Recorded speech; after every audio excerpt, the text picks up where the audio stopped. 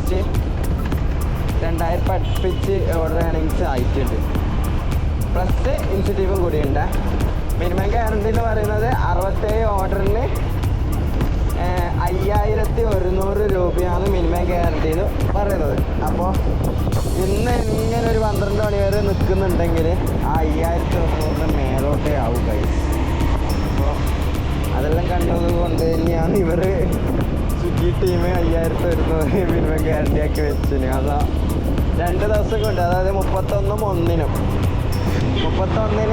വൈകിട്ട് 6 to 12 ഉള്ളിൽ 3.5 മണിക്കൂർ നിർബന്ധമായിട്ടും ലോഗിൻ അവേഴ്സ് ഉണ്ടായിരിക്കണം എന്നൊരു കണ്ടീഷൻ ഉണ്ട് ഗൈസ്. അത് അവർക്ക് അറിയാം. അങ്ങനെ വന്നു കഴിഞ്ഞാൽ ഈ സർജും വെച്ചിട്ട് എങ്ങനെ അവർക്ക് 5100 മേലെ 2 ദിവസം കൊണ്ട് ഏണിങ്സ് ആയിട്ട് ലഭിക്കുമെന്ന് അറിയുന്നത് കൊണ്ട് എനിക്കാന്ന് പറയുകയും ചെയ്തു.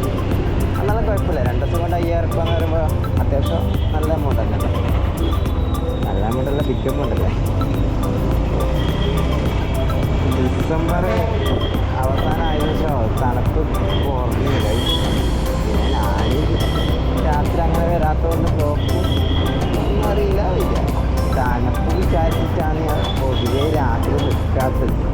ഇപ്പം തന്നെ 12 മണിക്കൂറായി ഞാൻ ലോഗിൻ ചെയ്തു. അപ്പോൾ തൊട്ട് വെയിറ്റ് ചെയ്യാനൊന്നും കഴിയില്ല. അയാളടി തളർന്നിട്ടുള്ളത്. ഞാൻ ഉമ്മാനോട് പറഞ്ഞ് ഒരു ഓർഡർ കൊടുത്ത പാട് ഞാൻ വരാണ്.